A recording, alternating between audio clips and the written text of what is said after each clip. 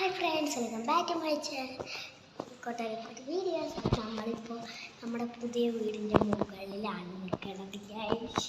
നമ്മളിപ്പോൾ മുകളിലത്തെ കാഴ്ചകൾ കണ്ടിട്ട് ഇങ്ങോട്ടും കണ്ടിട്ടില്ലല്ലോ. ഞാൻ പാലിയിട്ടുണ്ട്. അപ്പം എനിക്ക് വീഡിയോ ഉണ്ടായിരുന്നില്ല. മുകളിലെത്തിയതൊക്കെയാണ് സ്ഥിതി.